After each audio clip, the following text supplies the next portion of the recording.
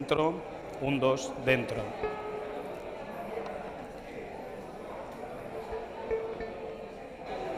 Sí.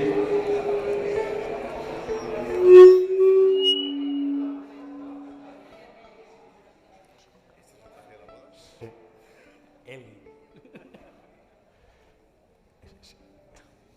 Yo ya lo tengo. Yo ya estoy.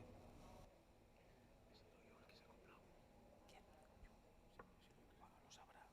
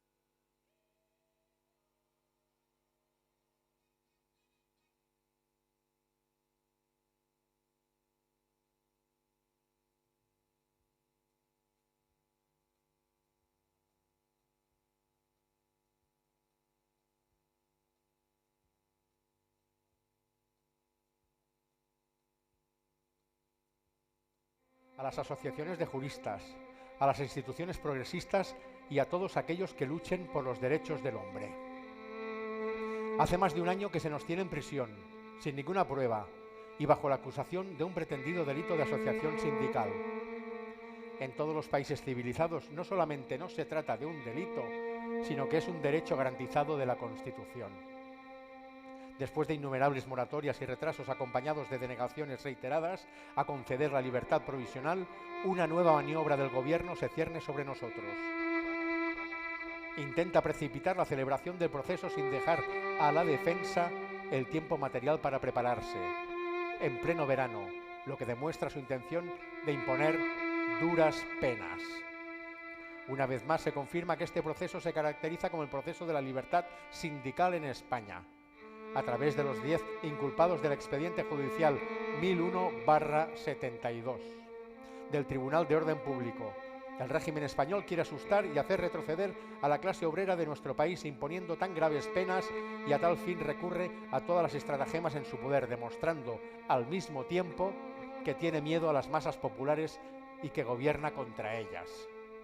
Su tentativa de celebrar el proceso en el mes de agosto o en los primeros días de septiembre pone claramente en evidencia su deseo de que éste escape a la vigilancia de la clase obrera, de los demócratas de nuestro país y del mundo. Actualmente millones de trabajadores, y especialmente los de España y de Europa, se encuentran de vacaciones, en un merecido descanso después de un año de trabajo y de lucha. Y este es el momento en el que el gobierno español quiere elegir como fecha del proceso. Hablar de independencia del Poder Judicial en semejante caso y hacer tanta propaganda en torno al pretendido Estado de Derecho es puro engaño.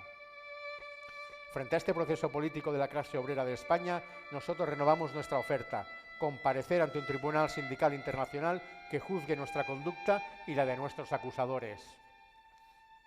Pero, en situación presente, lo más urgente, lo que no debe sufrir ninguna dilación, es el multiplicar vuestras generosas acciones de solidaridad a fin de imponer una fecha, impidiendo que el proceso tenga lugar a espaldas y sin conocimiento de la clase obrera y de los demócratas. Nosotros estamos convencidos de que es el único medio de garantizar nuestra defensa, de hacer retroceder la represión sindical y política que sufre nuestro pueblo, el único que puede arrancarnos de nuestra prisión. Es por ello que nosotros nos permitimos pediros este esfuerzo importante, ya que, repetimos, no son solamente 162 años de prisión que están en juego para 10 trabajadores, sino también la conquista de la libertad sindical. Confiamos plenamente en la solidaridad y los sentimientos democráticos y humanitarios de inmensas capas sociales y os dirigimos nuestro saludo desde la prisión de Carabanchel. Firmado Francisco García Salve, cura obrero, prisión de Zamora. Juan Marcos Muñiz Zapico, Eduardo Saborido Sala, Pedro Santisteban, Francisco Acosta, Fernando Soto, Marcelino Camacho, Nicolás Sartorius, Miguel Ángel Zamora, Luis Fernández Costilla, prisión de Carabanchel. Amnistía, libertad, democracia.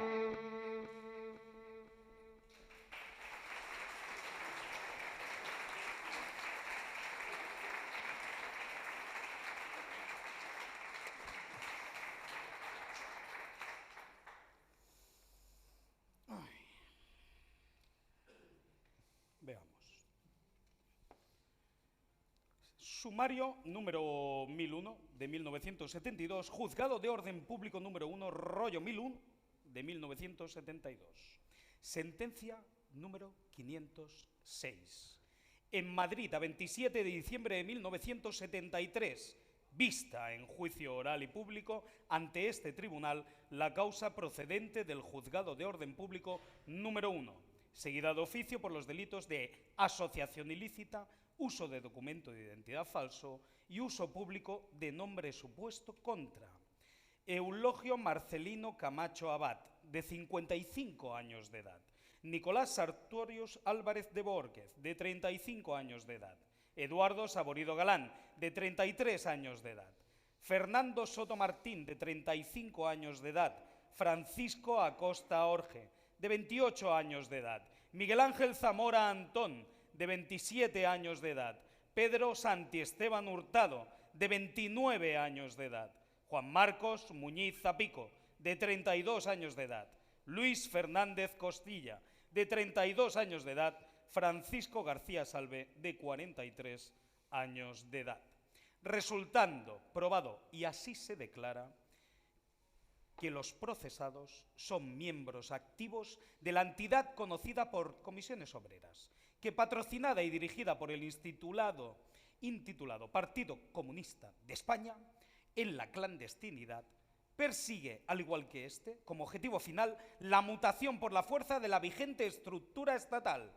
Así se reafirma en Vanguardia, órgano de expresión de la organización universitaria de dicha facción, correspondiente al mes de abril de 1972, intervenido en los autos, en el que consta que ante la situación política actual los comunistas aspiran a la liquidación de la dictadura mediante la huelga nacional, de acuerdo con el punto segundo de la resolución política aprobada en el 8º Congreso del mencionado partido, que textualmente dice: el Partido Comunista considera que la cuestión más urgente, más inmediata, es acabar con el poder fascista, derribar la dictadura, ostentando en su seno puestos de preeminencia y máxima responsabilidad orgánicas en las respectivas áreas geográficas de sus actuaciones, desde las que se trasladaron a Madrid, utilizando diversos medios de locomoción, donde llegaron a primeras horas de la mañana del día 24 de junio de 1972, todos, excepto Zamora Antón, que lo había verificado la noche anterior.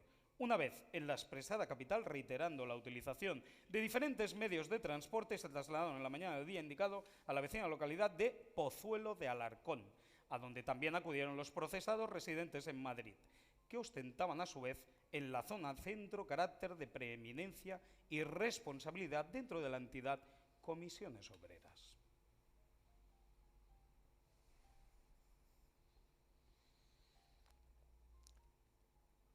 Mi saludo fraternal desde la cárcel de Carabanchel. A cuantos creéis que en el Evangelio de Jesús y a cuantos lucháis en favor de nuestro pueblo oprimido. Como antes que palabras puse sangre en el surco, y a cuantos lucháis, dad a mis palabras solo el valor de mis obras. Os escribo desde mi celda con más libertad que nunca. La palabra no está encadenada. Aquí estoy por defender los derechos del hombre que la Iglesia proclama.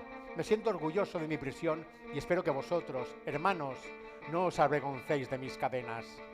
Si algún lector de esta carta, que esparcirá el viento, dudase de las razones por las que estoy encarcelado, debe honestamente informarse. Soy un sacerdote de Jesús que intenta ser fiel al Evangelio con todas sus consecuencias. Si el Evangelio no sirviese para liberar al hombre de hoy, no serviría para nada. Si la sal se desvirtúa, para nada se aprovecha, sino para tirarla y que la pisen los hombres. Como levadura en la masa me siento obligado a dar una respuesta evangélica, es decir, concreta y eficaz a los problemas concretos y urgentes de mi pueblo, y acepto el riesgo que este compromiso supone. Muchos conocéis en detalle las repetidas persecuciones, torturas y encarcelamientos que he sufrido por el delito de defender abiertamente los derechos de los explotados. Baste una cifra como resumen: 10 veces he estado encarcelado sin mediar condena judicial. Tomen nota los apologistas que hablan del Estado español como un Estado de derecho. Pero es más importante que comprendáis que mi caso es uno más, y no el más grave, de las muchas arbitrariedades que este régimen comete cada día.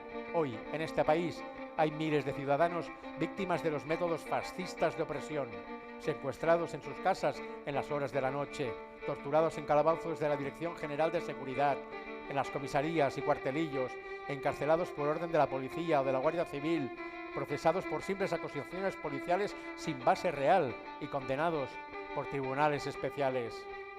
Un detalle alarmante y reciente: por decisión directa del Consejo de Ministros del 13 de octubre de 1972, la petición fiscal para los 10 procesados del sumario número 1001 del año 1972 suma un total de 162 años de cárcel por asociación ilegal, pues se les acusa de ser miembros de comisiones obreras. Una vez llegados, cada uno por separado, a la expresada localidad, se dirigieron de igual forma y en tiempos cronológicamente sucesivos a la residencia que determinada orden religiosa allí tiene, concentrándose en una dependencia de la misma que previamente habían reservado a pretexto de celebrar un coloquio de contenido socio-religioso, procediendo a continuación al estudio y examen del documento de carácter orgánico que habían preparado, intitulado «Sobre la unidad del movimiento de masas», del que al tiempo de las detenciones de todos ellos acaecidas en el expresado lugar entre la 1 y 1:30 se ocuparon 3 ejemplares, uno de los cuales aparece encabezado con la palabra «proyecto». En el referido escrito se sienta la premisa primera: el proceso histórico por el que atraviesa nuestro país se caracteriza fundamentalmente por ser el de la liquidación de un régimen político, la dictadura franquista, instalada en el poder como consecuencia de la Guerra Civil 1936-39, para a continuación elevarla a la categoría de objetivo al afirmar en el cumplimiento de esta tarea nacional, después de concretar la situación política a la que tipifica de carácter fascista del régimen con sus métodos antidemocráticos y represivos, o régimen dictatorial que, con su negación de libertades fundamentales y métodos de explotación creciente, ha creado una situación social desastrosa. Afirma que es una necesidad imperiosa y urgente acabar con la dictadura. Propugna para ello la unidad en la acción de masas y la adopción de posiciones tácticas y organizativas necesarias mediante la combinación inteligente y audaz de formas legales y extralegales de lucha, partiendo de reivindicaciones concretas, pues precisamente en la alegación permanente entre reivindicaciones económicas y los objetivos políticos radica la función esencial de la vanguardia y el éxito del movimiento de masas en su conjunto. Por eso las comisiones obreras se conciben como un movimiento sociopolítico ante las tareas de liquidación de la dictadura en conquista de la hegemonía de clase y en la participación y control de la construcción de la sociedad socialista. Sobre estos principios podemos forjar la unidad capaz de enfrentarse al enemigo común, la dictadura fascista, unidad que es proceso y síntesis de la lucha económica y sociopolítica que presupone la unidad de la base mediante la reunión de asamblea en cada empresa para elegir una comisión unitaria que coordine y dirige la lucha.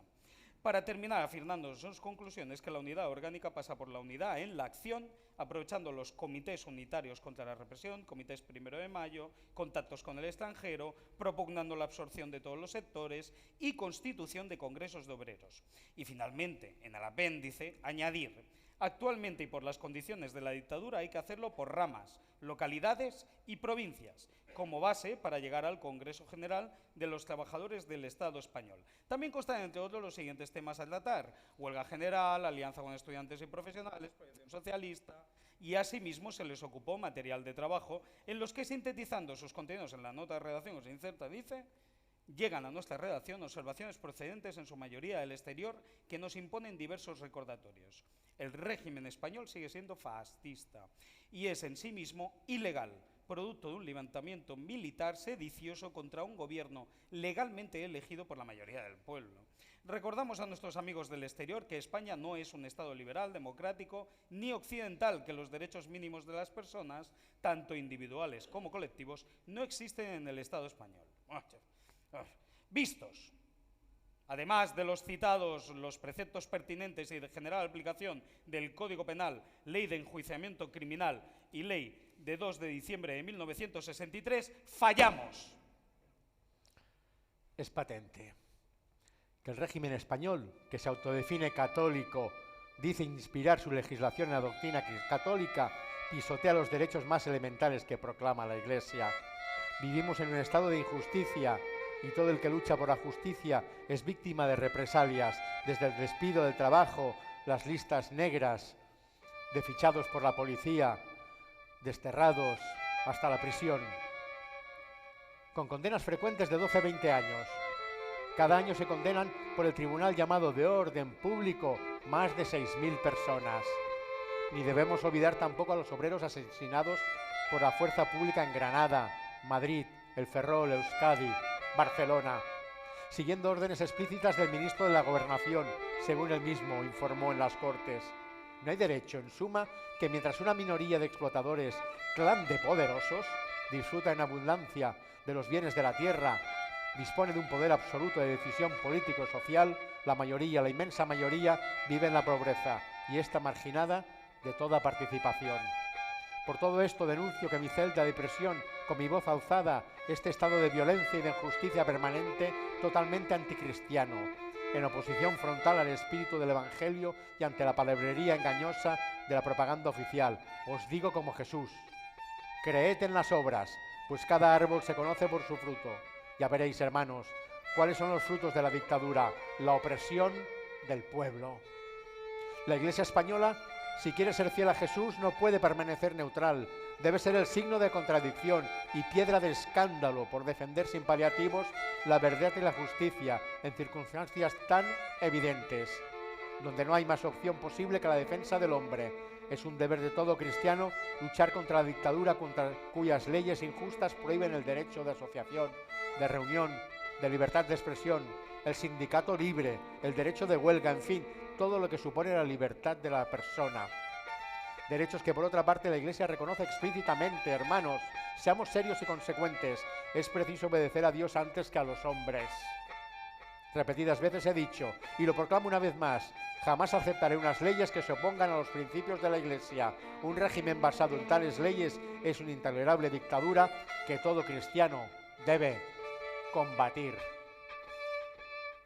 Que debemos condenar y condenamos como responsables en concepto de autores de un delito de asociación ilícita a los procesados que se expresan con las siguientes penas de reclusión menor: Aulogio Marcelino Camacho Abad y Eduardo Saborido Galán, reincidentes, 20 años a cada uno; a Nicolás Sartorius Álvarez de Boórquez y a Francisco García Salve, ambos reincidentes, 19 años a cada uno; a Juan Marcos Muñiz Zapico, reincidente, 18 años; a Fernando Soto Martín, reincidente, 17 años, 4 meses y 1 día; a Francisco Acosta Orge, Miguel Ángel Zamora Antón, Pedro Santi, Esteban Hurtado y Luis Fernández Costilla, sin circunstancias modificativas, 12 años y 1 día a cada uno.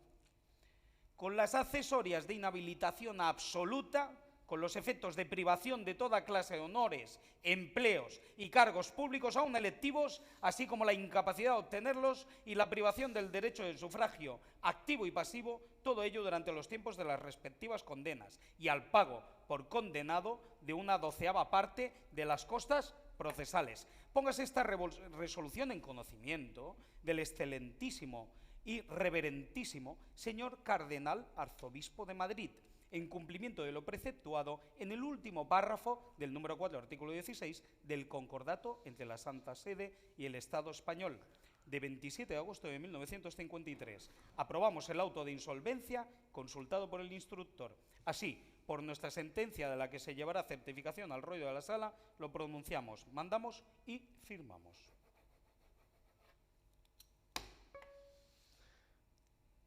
¿Cuándo será posible la amnistía para todos los presos políticos que la Iglesia española ha pedido al gobierno como primer paso hacia la democracia?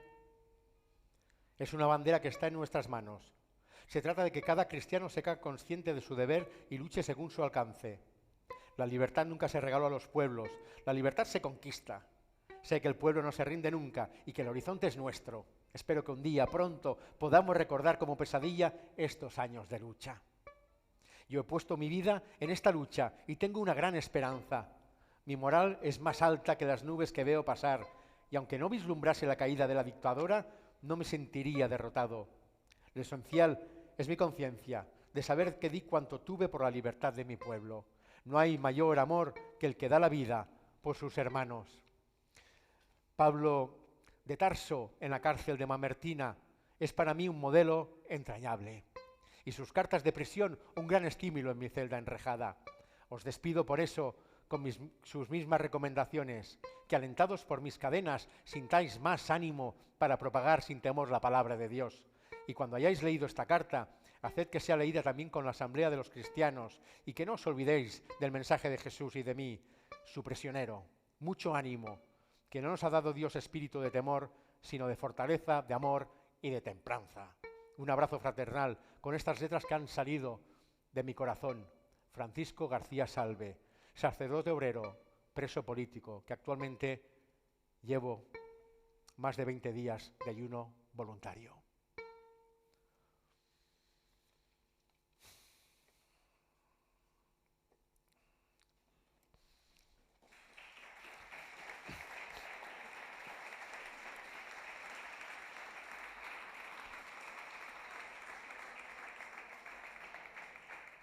Yo denuncio. Yo no pido clemencia. Yo no pido con un hilo de voz descolorida perdón para la vida que me deben. Odio la voz delgada del que se postra y el corazón que llora de rodillas y esas frentes vertidas en el polvo, hechas añicos, la luz del pensamiento. Yo no pido clemencia. Yo no junto las manos temblorosas en un ruego. Arden bozos de orgullo en mi palabra, cuando exigen sin llanto que las puertas de la venganza oscura se derriben y a los hombres descuelguen de sus cruces. Yo no pido clemencia, yo denuncio al dictador cadáver que gobierna la vida de los hombres con un hacha y ahora quiere dejar para escarmiento mi cabeza cortada en una pica. Yo no pido clemencia, doy banderas, paso de mano el golpeado corazón de mi pueblo prisionero. Breve es el diccionario de los presos. Tiene palabras frías como espadas: reencuentro, muros, cerrojo, el patio, celda, sancionados, muertos en cruz, el tribunal, la condena, losas de piedra, cemento y el alerta que deshace la estructura del silencio. Breve es el diccionario de los presos. Tiene palabras que arden en los labios, arrancadas del pecho: solidaridad, amor, libertad, patria, aliento, creación, luz, futuro para todos, hijos, mujer, compañeros, el mundo, la humanidad, la paz, una bandera, una patria, un pueblo, la amnistía, el mar y el viento para el preso. Con estas pocas palabras sueñan o sufren los presos. Unas las afila el odio, otras las construye el pueblo.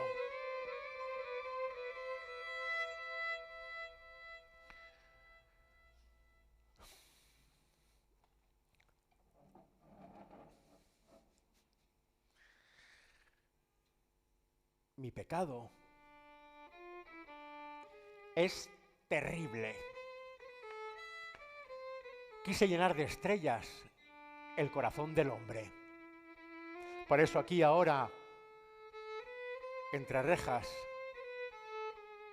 tras 19 inviernos, perdí mis primaveras.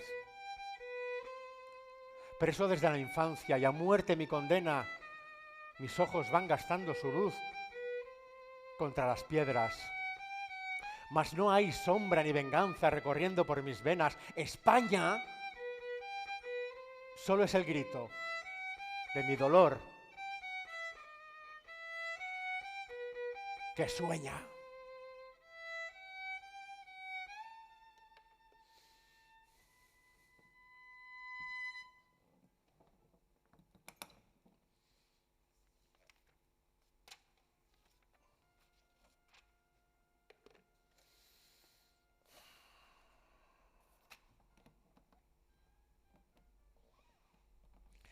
Si un día salgo a la vida, mi casa no tendrá llaves. Que pasen los hombres, el sol, el aire, que entren la noche y el día, la lluvia azul, la tarde, el rojo pan de la aurora, el campo, sus verdes mástiles. Que la amistad no detenga sus pasos en mis umbrales, ni la golondrina al vuelo, ni el amor los labios, nadie. La casa y el corazón nunca cerrados. Que pasen los pájaros, los amigos, el sol y el aire.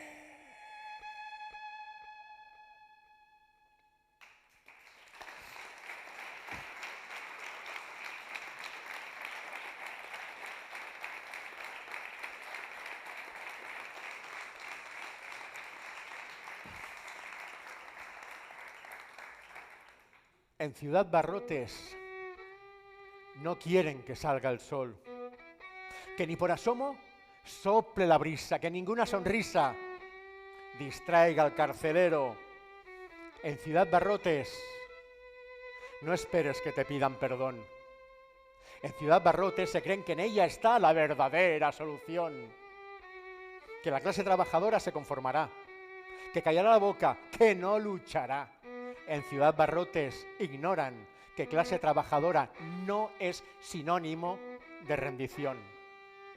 En Ciudad Barrotes te aíslan 3 días o te castigan 40, porque no lo olvides, carcelero, las fotos de las hijas ni se tocan.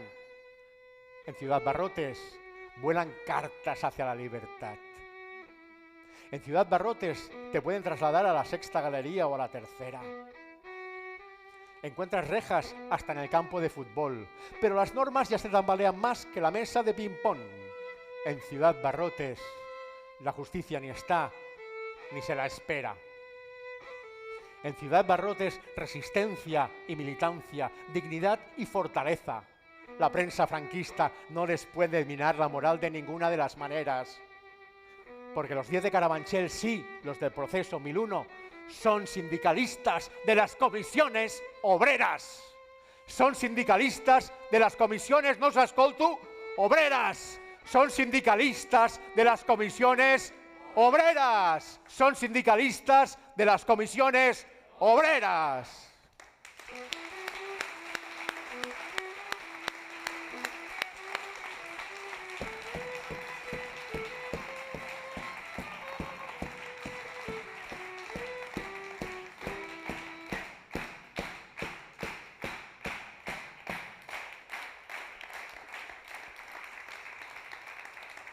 Gràcies, moltes gràcies.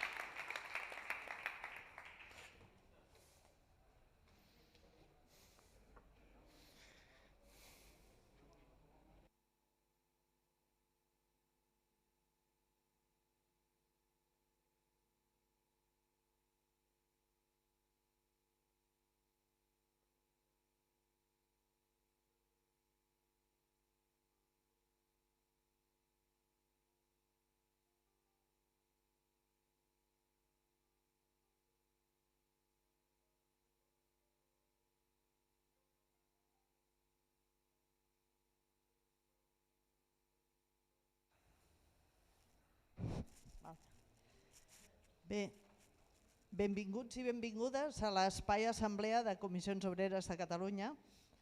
Encara emocionats per aquesta lectura dramatitzada del sumari i d'algunes cartes dels protagonistes del Proceso 1001, de Marcelino i Camacho en nom de tots, encapçalant una llista dels 10 detinguts, de José García Salve, juntament amb uns poemes del Marcos Ana i de l'Esteve Bosch. Per aquesta part, com haureu vist, hem comptat amb l'Esteve Bosch, el Lalo Plata, acompanyats al violí per José Antonio Rodríguez, a qui agraïm especialment la seva col·laboració. Passem ara a la segona part, a la presentació del llibre Proceso 1001, el franquismo contra comisiones obreras, escrit pels historiadors José Antonio Pérez Pérez i per la historiadora Maica Muñoz Ruiz, que avui tenim aquí.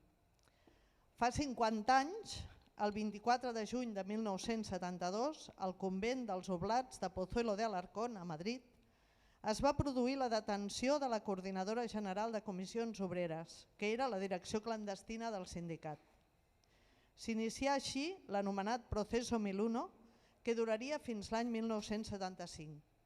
Un procés que, com s'indica en el llibre, s'emmarca en la persecució per part de la dictadura franquista del moviment sindical que representava comissions obreres i que articulava i organitzava, amb l'objectiu de desarticular la mobilització laboral i social que s'estava produint en aquells anys i sobre les que les comissions obreres tenien un paper important. El procés contra els 10 dirigents sindicals va comportar una campanya de suport i solidaritat a nivell estat i a nivell internacional que es va acabar convertint en una campanya contra el propi règim franquista. I per explicar i reflexionar sobre tot això, contem amb la participació d'una de les autores del llibre, com he dit, la Maica Muñoz, i d'un dels 10 protagonistes del procés o d'aquella detenció, el Nicolás Sartorius, que mantindran un diàleg amb el nostre secretari general, Javier Pacheco. La Maica Muñoz Ruiz és doctora en Història Contemporània per la Universitat Complutense de Madrid, és investigadora i arxivera de la Fundació Primero de Mayo, i el Nicolás Sartorius és advocat, exdirigent de comissions obreres, parlamentari del Congrés dels Diputats en diverses legislatures i actualment és president del Consell Assessor de la Fundació Alternatives. Doncs us deixo la paraula i ja podeu començar.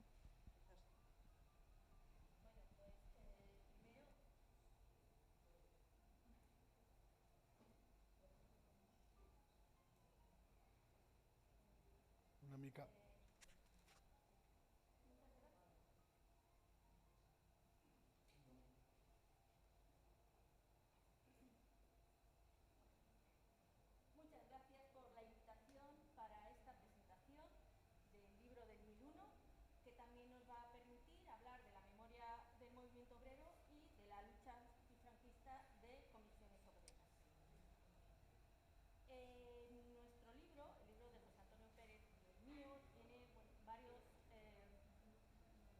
Es que dicen que no te oyen.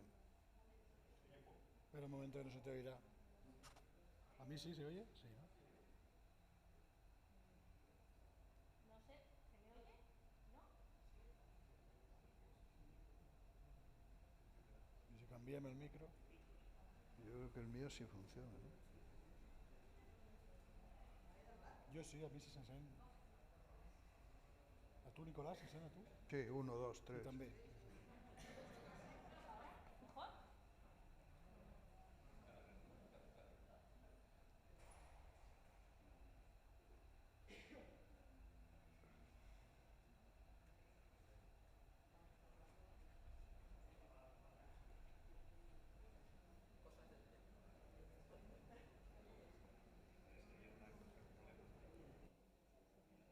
Fue mucho peor en la cárcel.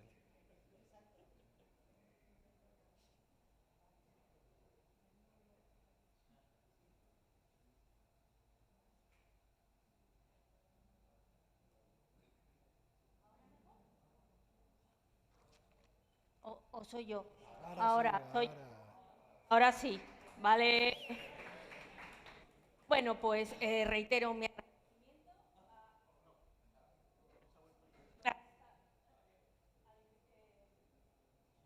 a esta acción no va bien. y no sé hablar o algo. I si li doneu un d'això? I si li doneu un de mà o què? Comentaba que el libro tenía varios elementos, bueno, varios capítulos en los que hemos querido destacar una serie de elementos. El primero sería el de las detenciones, en el que también se habla del documento que se iba a debatir, que era sobre la unidad del movimiento obrero de Bazas. También hablamos del contexto. El año 1972 es un año de mucha represión, pues, con los muertos en Vigo, de la Bazán, y bueno, y con mucha represión también, porque hay un incremento de la movilización obrera, de la movilización social, sobre todo a partir de estos años, y hasta el 76,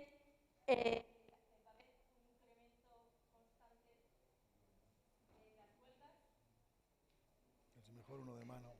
se pierde. Bueno, un incremento constante de las huelgas y no solo el movimiento obrero, sino también otros movimientos sociales.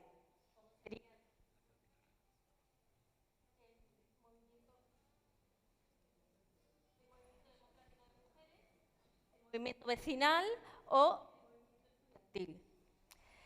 También hablamos del proceso, sobre todo destacando al TOP como un tribunal que, aunque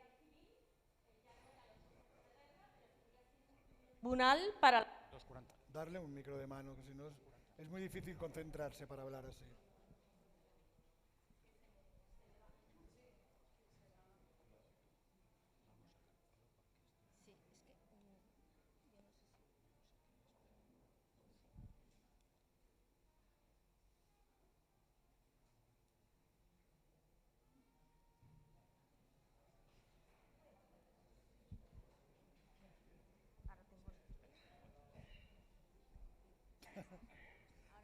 A mí no se me enreda en el pelo. ¿Ya? ¿Sí? Bueno, como una estrella. Bueno, se estaba comentando, esto era una introducción, ¿no?, sobre los distintos, digamos, capítulos y de los elementos que pueden ser más destacados. Estábamos que el TOP era un tribunal eminentemente represivo, ya no era ya no eran los tribunales, los consejos de guerra, pero al fin y al cabo el resultado era similar. Luego, además, en este caso, como han leído, en la sentencia básicamente lo que reproduciera el atestado de la Brigada Político-Social. Vamos, que no había habido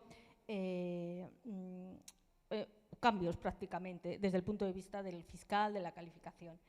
La importancia de los abogados, ¿no?, de que todos que fueron fundamentales y que en este juicio en concreto lo que se intentaba es que fueran representantes de todo el arco, digamos, del antifranquismo.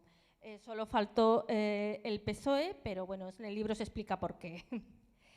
También Carabanchel como la cárcel, como un elemento fundamental en todo el elemento, en toda la cadena de represión, que tiene como objetivo humillar desde el principio a los presos políticos, que además no se reconocen, nunca alcanzaron un estatuto de preso político, pero lo que hicieron tanto los miembros de comisiones obreras, del PC y de otros grupos políticos fue resignificar la cárcel, y en muchos momentos pues también hemos oído hablar de la cárcel como universidad.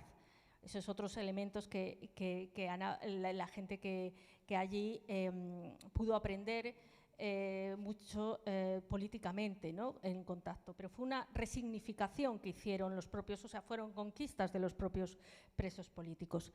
Y luego, finalmente, el movimiento de solidaridad y la participación de las mujeres, que como ya estaba aquí, como está Nicolás, para hablarnos de todo lo que puede ser del interno, pues yo te iba a hablar un poquito de lo que era, vamos a decir, lo que está alrededor del proceso, alrededor de los 10 de Carabanchel, pero que sin ellos pues no habría sido, los resultados del proceso no habrían sido los mismos. Me refiero sobre todo al movimiento de solidaridad,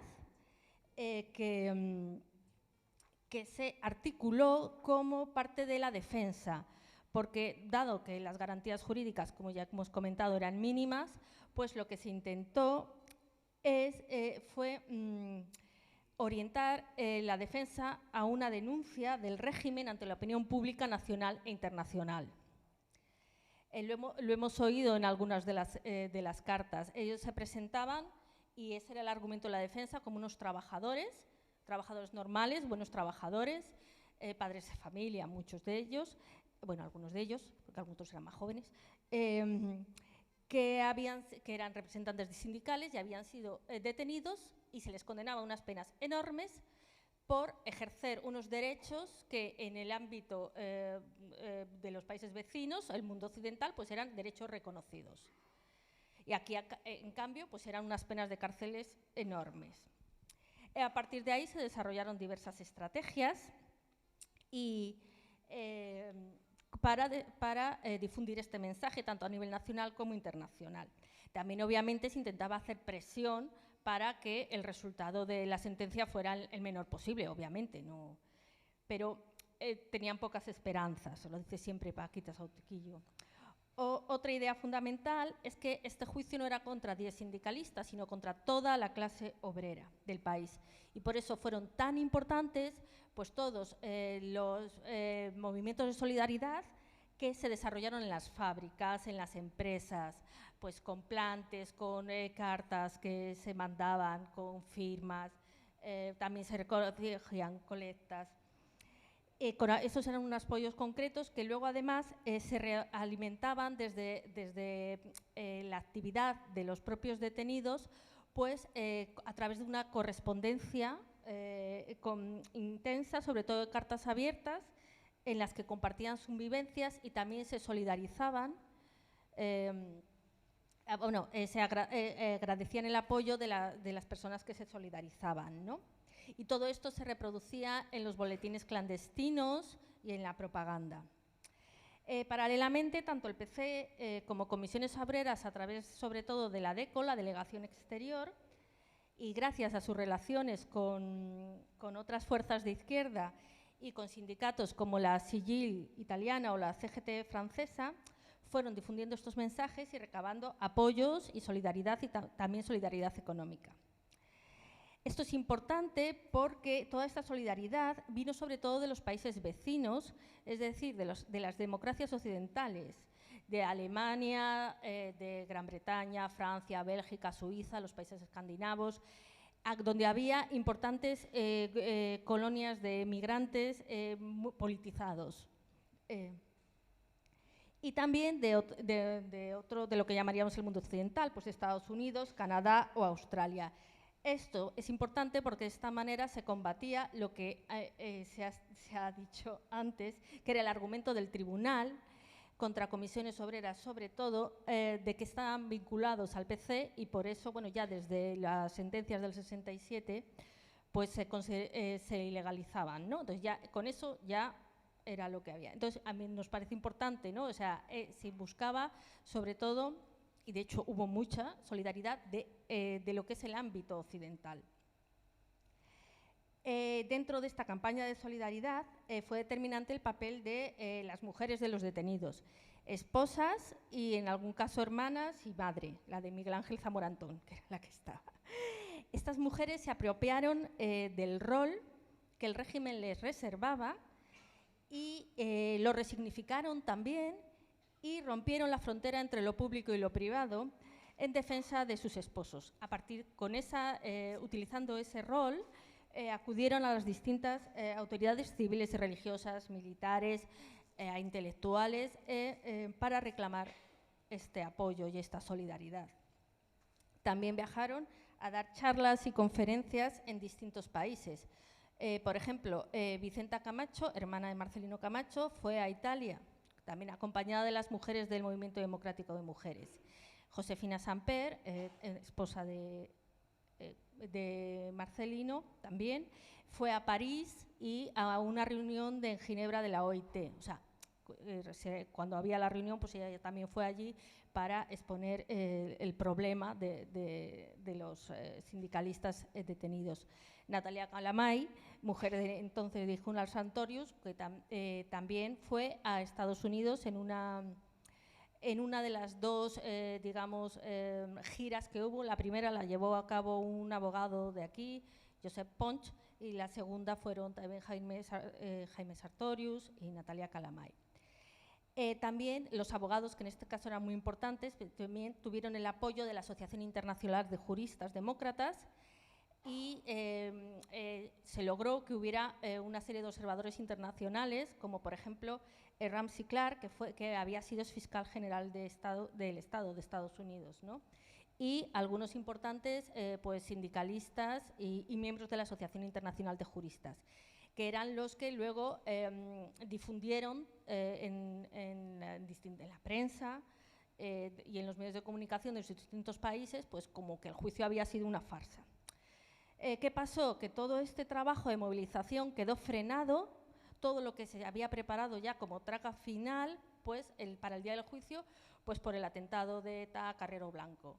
Entonces, eso significó una paralización de las movilizaciones, porque claro, también había que preservar la vida, básicamente, de los militantes. Y eso sí, luego se retomó para el recurso ante el Tribunal Supremo, que ya esta vez sí, en febrero del 75, se redujeron las penas. Pues ya digamos que el contexto social y político del país era distinto. Entonces, podemos decir que, digamos, si en un principio toda esta movilización y toda esta solidaridad no consiguió que salieran antes de la cárcel o que no hubieran sido esas condenas, lo que sí es cierto es que fue importante desde el punto de vista de que se puso de manifiesto que el régimen franquista, por mucho que fueran sus intentos de dar una imagen de modernidad, de desarrollo y de equiparación al resto de las democracias occidentales, pues en realidad lo que era un régimen represor de las libertades individuales, colectivas y sobre todo de los trabajadores y las trabajadoras. Y ya, para terminar, me gustaría señalar que este libro, al igual que otras investigaciones que se llevan a cabo, que se han llevado en la Cipriano o que se ha llevado en la Fundación Primero de Mayo, las podemos hacer gracias a las fuentes documentales, a las fuentes orales que conservamos y difundimos en los archivos de la red de archivos de comisiones obreras, como pudiera ser pues, el Archivo Histórico del Trabajo, el archivo que tenéis aquí, el Archivo de Gascón, en Galicia, en Andalucía, en el País Vasco, en Valencia. Creo que es importante porque gracias a eso podemos conservar y preservar la memoria obrera, la memoria del sindicato, y también gracias a investigaciones como estas y otras, pues también difundir la historia de comisiones obreras. Y por mi parte, eso es todo. Muchas gracias.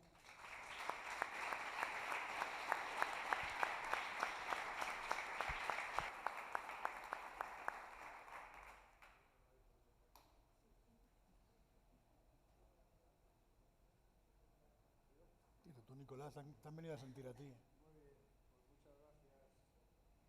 Muchas gracias. ¿Esto funciona? Bájatelo. Lo has tocado y ya... ya está, vale.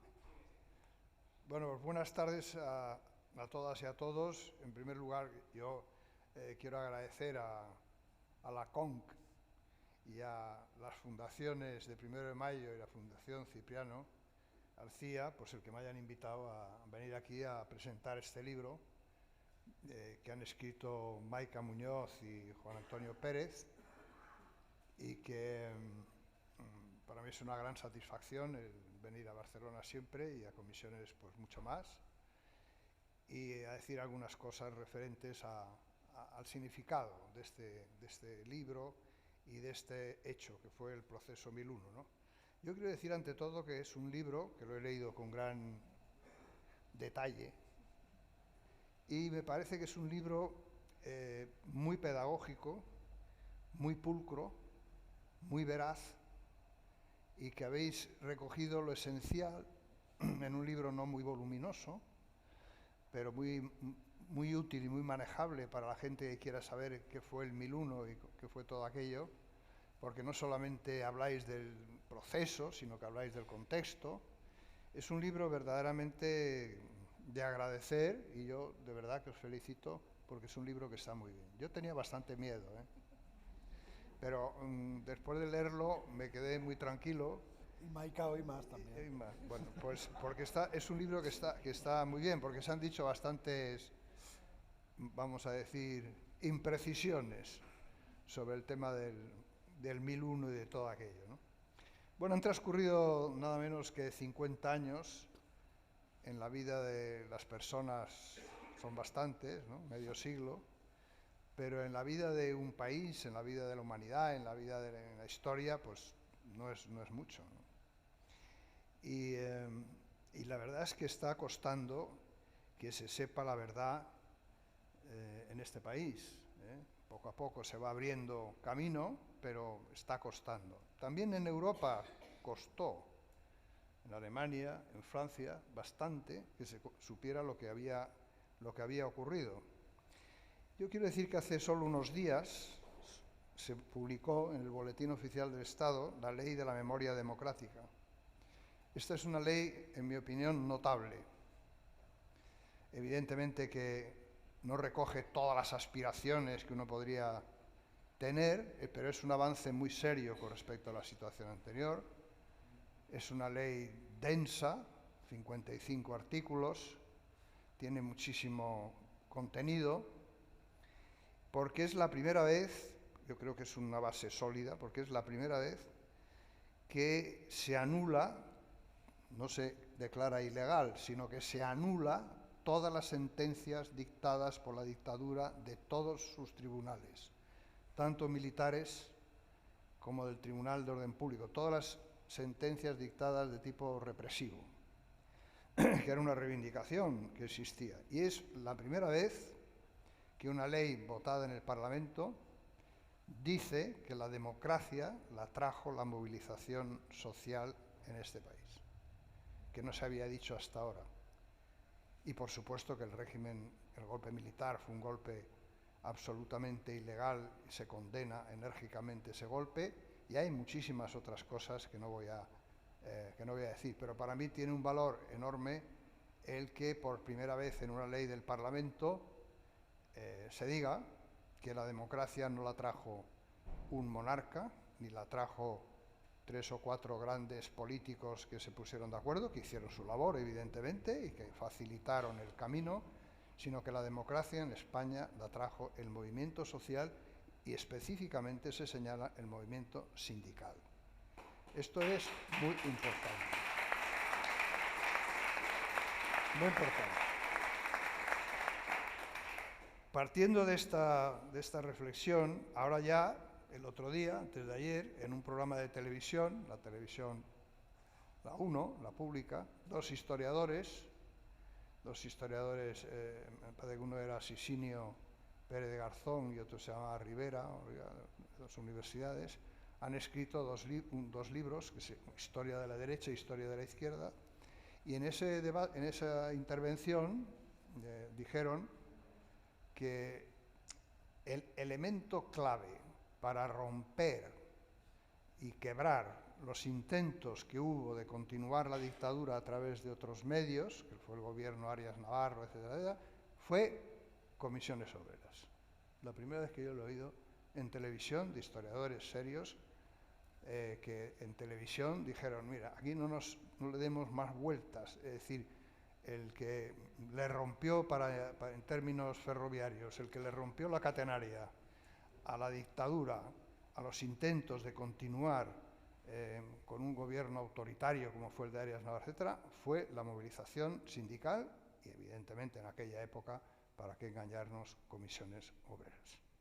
Por lo tanto, podéis estar orgullosos de este sindicato que tenéis, que tenemos. Lo del 1001, pues bueno, como podéis imaginar, es mucho más amplio que los 10, iba a decir pringaos, que estábamos ahí, porque es mucho más amplio que eso. Nosotros en el fondo pues estábamos ahí, evidentemente no fue casualidad que estuviéramos ahí, pero podían haber sido también otros, más, éramos sustituibles. Pero fue un símbolo mucho más amplio, porque en aquel momento representábamos pues, la dirección, evidentemente, nacional de este gran movimiento sociopolítico que eran las comisiones obreras, que era muy grande, que movilizaba bastante, y del que luego surgió la Confederación Sindical de Comisiones Obreras. Primer sindicato de España, sigue siendo. No fácil. Ahora, ¿por qué se ensañaron tanto la dictadura con un colectivo que defendía los derechos de los trabajadores por vía pacífica, que intentaba ejercer derechos que en Europa estaban reconocidos desde hacía décadas? Pues en el libro se explica muy bien, lo explicáis muy bien. Había una gran movilización en múltiples lugares de España, una gran movilización en las condiciones aquellas. Y un personaje muy lúcido, muy perverso, por otra parte, pero hay lúcidos perversos, que era el coronel San Martín, jefe de los servicios de inteligencia de la dictadura, que en unas memorias, que son bastante interesantes leerlas, dice exactamente lo siguiente. Dice, comisiones obreras eran el verdadero motor de todo el aparato subversivo del mundo laboral. Más claro, agua. Éramos los que movilizábamos. Es decir, todo el aparato que él llama subversivo, que evidentemente es lo que queríamos, subvertir, evidentemente, el orden dictatorial, ¿no? Pues eso era comisiones obreras en aquel momento, ¿no? Pero hay un factor muy importante de por qué ellos se ensañaron de esa manera. En el año 1972, si os fijáis, la dictadura, y sobre todo el dictador, mostraban ya signos de decadencia. Entre otras decadencias, pues también la física. El dictador ya había nombrado un sucesor, ellos se daban cuenta de que ya se aproximaba a otra cosa, que no podía seguir todo exactamente igual, ¿no?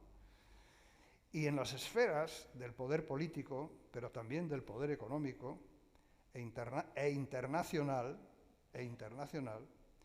estaban muy preocupados qué iba a pasar después y qué proyectos se presentaban, qué proyecto de futuro. Y era decisivo para ciertos poderes debilitar a la parte más activa del movimiento obrero. Había que debilitarla ante esa eventualidad de un futuro, ¿no? Y ahí la parte más activa, sin duda alguna, en aquel momento era Comisiones Obreras. Porque lo demás, con todos los respetos, partidos políticos, no movían una oblea. Lo que movía a la gente era Comisiones Obreras. En esa luego estaban los estudiantes, luego había movimientos sociales que se movían, pero en el plano obrero, en el plano sindical, era Comisiones Obreras. Y ellos, como dice el San Martín, pues era necesario en aquel momento dar un escarmiento. Eso lo reflejó muy bien en un Consejo de Ministros un personaje que se llamaba don Camilo Alonso Vega. Le llamábamos don Camulo, porque era bastante mulo. Y este don Camulo, que era ministro de la Gobernación, que se decía entonces, en un Consejo de Ministros, después de unas movilizaciones que hubo muy fuertes, dijo, esto lo arreglo yo metiendo en la cárcel a 20 coroneles. Claro, no se refería a coroneles del ejército. Los coroneles, desgraciadamente, éramos nosotros. Entonces, ellos tenían la obsesión de que había que frenar, como fuera, Comisiones Obreras, porque había que preparar un futuro donde la hegemonía del movimiento obrero no fuera hegemónica, que había que limitar su capacidad, ¿no? Ese era el sentido de por qué nos reunimos en Los Oblatos. Marcelino había salido de la cárcel en marzo, yo había salido en enero, y hacía tiempo que no se reunía la Coordinadora General de Comisiones Obreras. Y nos vimos y decimos que había que convocar una reunión. ¿Por qué? Pues porque en esa situación era fundamental ver qué perspectiva y qué proyecto ofrecíamos hacia el futuro. Y ese es el sentido del famoso documento, que en el libro este, por primera vez, alguien lo resume muy bien, porque ese es un documento muy curioso. Es un documento que no cayó muy bien en determinadas esferas, pero lo explica muy bien el libro que habéis escrito, el contenido de ese libro, que era preparar el movimiento obrero ante el futuro, ¿no? Y de ahí el título del libro, ¿no? Sobre la unidad del movimiento de masas, del movimiento obrero, y que se basaba en varios criterios que después, curiosamente, no curiosamente, en fin, era nuestra pretensión, se han convertido en las señas de identidad de Comisiones Obreras. La unidad, Nosotros entonces, bueno, éramos un poco excesivamente optimistas. Pensamos que se podía hacer un sindicato unitario, el Congreso Sindical Constituyente. Nosotros estábamos obsesionados de las divisiones que había habido en el movimiento obrero español durante la República y la guerra, ¿no? La CNT, la UGT. Creíamos que se podía hacer un proceso, bueno, parecido al que había habido en Portugal, ¿no? Que se creó una central sindical unitaria, pero bueno, estaba claro que eso no pudo ser, ¿no? Y que al final mejor una buena unidad de acción que no una mala unidad orgánica, ¿no? Pero en todo caso, la unidad era una obsesión para nosotros. ¿Por qué? Porque en la unidad era la base para la autonomía. Fuimos enormemente defensores de la independencia y de la autonomía de Comisiones Obreras. Eso fue una batalla ideológica, cultural, muy fuerte, y con episodios complicados. Nosotros rechazábamos completamente la famosa teoría leninista de los sindicatos como correa de transmisión del partido, o, sin ir a Lenin, del propio socialdemocracia, en donde el Partido Socialista y la UGT eran prácticamente lo mismo. El presidente de la UGT era el presidente de la como fueron Besteiro, Pablo Iglesias, Largo Caballero, es decir, nosotros queríamos hacer un sindicato absolutamente independiente. Y para eso, evidentemente, la unidad era fundamental. Y luego, otra cuestión importantísima de ese documento es reivindicar el carácter sociopolítico de Comisiones Obreras, que nunca hay que olvidar, porque nosotros decíamos que, evidentemente, el sindicato no es un partido, no tiene que suplantar para nada a los partidos, pero debe tener su propia posición, que se elabora dentro del sindicato sobre los temas políticos, la educación, la sanidad, en fin, los grandes temas de la sociedad que afectan a los trabajadores, y que eso no te tiene que venir dado desde fuera, es decir, que alguien piense por ti cómo debes, sino que debe salir de la propia democracia sindical el tener sus propias opiniones sobre los temas que afectan al conjunto de la situación de la clase trabajadora, que no es solo el salario y la jornada y las condiciones laborales, sino que también es problemas importantísimos, el problema fiscal, el problema de la sanidad, el problema de la educación, los barrios, en fin, todo lo que afecta a la condición del trabajador, ¿no? Y ese yo creo que fue un elemento muy importante. También la idea de que en el centro de trabajo es donde se plantea la hegemonía, el carácter democrático del sindicato, bueno, la lucha contra el corporativismo, etcétera. Todo eso está recogido en ese documento que ellos han resumido bien y que yo espero que algún día se publique, ¿no? Sería bueno publicarlo, ¿no? Que se conociera. Y que no sea simplemente una cosa para condenar a... El Marc ya toma nota. Sí, bueno, se le puede hacer unas anotaciones, ¿no? Porque el lenguaje de entonces, pues claro, no es el de ahora, pero bueno, es un documento que realmente vale la pena conocer, porque ahí está la identidad después de que Comisiones ha ido respetando, aprobando en sus congresos, eso salió ahí de ese documento. Y, por ejemplo, la utilización de las posibilidades legales, que también explicáis, ese fue un acierto enorme. Yo no creo que fuera Stalin el que lo inventó, ¿eh? Sabéis que se ha dicho eso, ¿no? Que un día Stalin se reunió con no sé quién y le dijo: tenéis que hacer lo mismo que en la Rusia zarista. ¿Vosotros creéis que los mineros de Asturias del año 62 sabían que Stalin había dejado de decir? Venga. Es decir, eso fue, pues, bueno, se ha contado y ahí queda, pero vamos, eso fue, la utilización de las posibilidades legales fue una manifestación de la inteligencia de los trabajadores, porque fue clave. Nosotros partíamos de una idea muy importante y era que no movilizas a la gente desde la clandestinidad. En la historia del movimiento obrero eso está demostradísimo. Desde la pura clandestinidad no movilizas a la gente. Tienes que dar la cara. Claro, eso tiene un precio. Y es que entrábamos y salíamos en la cárcel como si íbamos al cine. Pero la realidad es que era así. Es decir, porque si no, no movilizas. Entonces, bueno, hubo esa facultad por parte de las personas que estaban ahí, y bueno, ahí había enlaces, jurados, etcétera, que trabajaban abiertamente, que estaban en la empresa, etcétera, y luego había una parte, claro, más clandestina, más secreta o más protegida, pero hasta un cierto límite, porque éramos súper conocidos, y por la policía absolutamente. Entonces, esa era la única manera.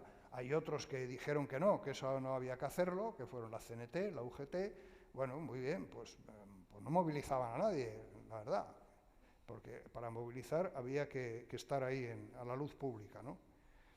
Y es verdad que bueno,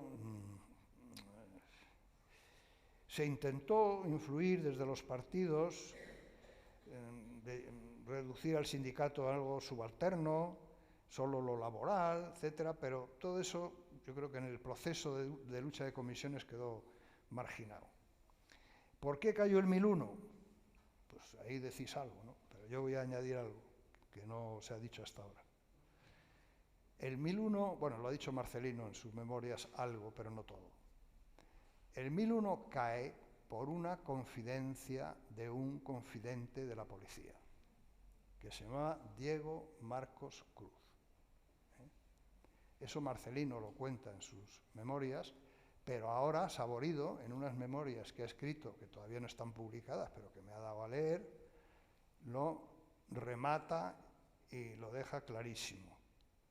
Es una historia, bueno, de una persona que estuvo en comisiones en los orígenes, que venía a través del PC, que se metió ahí, y que era un hombre útil, que llevaba a Marcelino con coche para arriba, para abajo, tal, una persona útil, y que en un momento determinado nos levantó sospechas a Vicente Llamazares, un dirigente importante de comisiones de la Pegaso, y a mí nos levantó unas sospechas enormes por determinados hechos, y planteamos el que tenían que apartarle.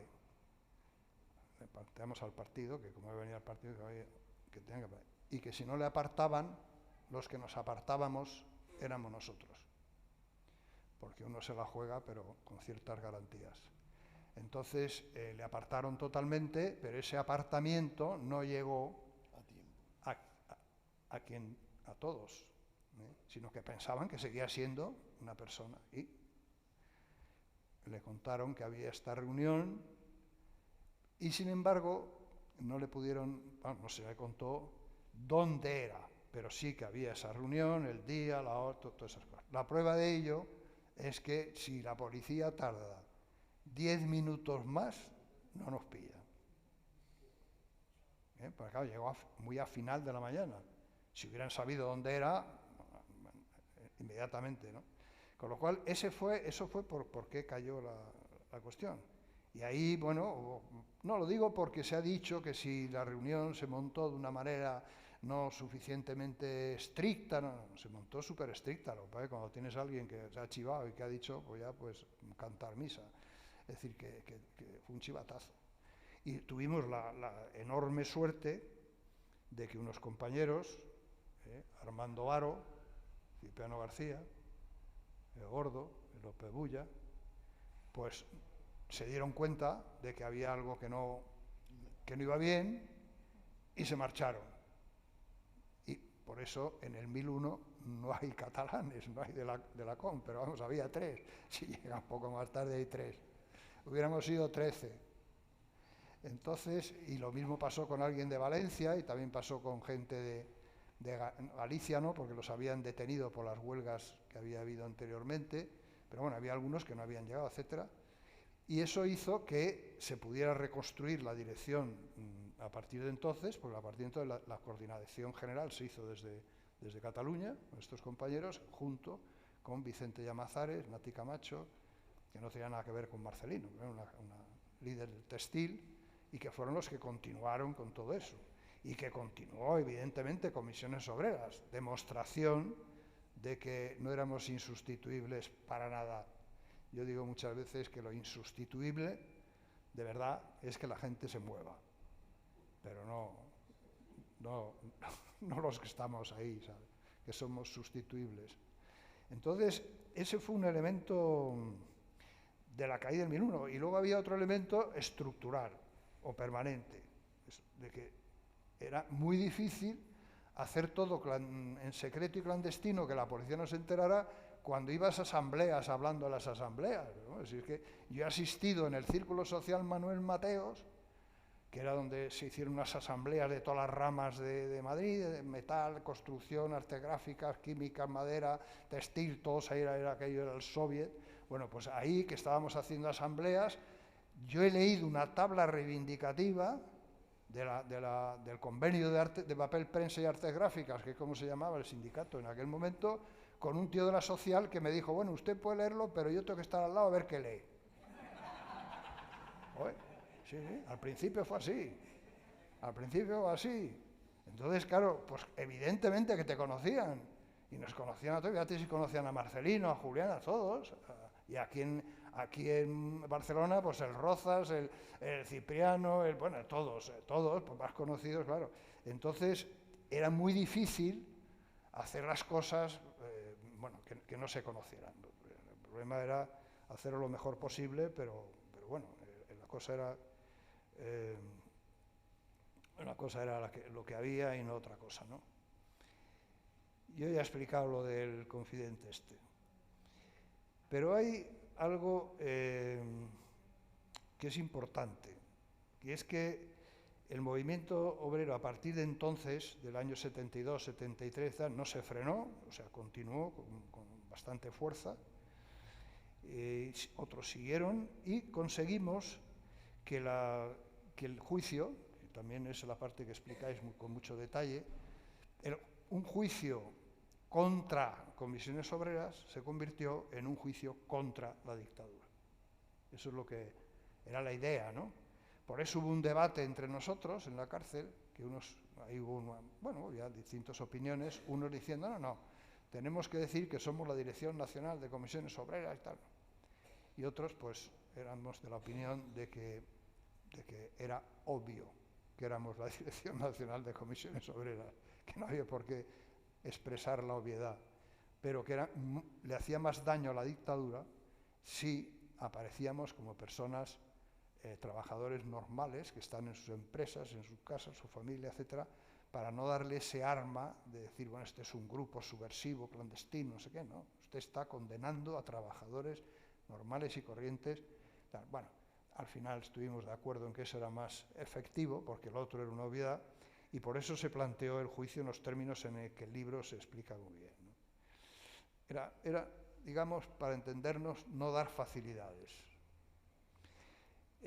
Y por eso, bueno, se produjo ese juicio tan duro, y el día del juicio fue un día notable, claro, en la historia de este país, porque cuando estábamos en pleno juicio en el banquillo, estábamos sentados en el banquillo, policías así a los lados, había mucha gente, había una cola fuera enorme de gente que daba la vuelta al Tribunal Supremo, en fin, si conocéis aparte de un Supremo, es un edificio enorme, daba toda la vuelta, había ambiente, ¿no?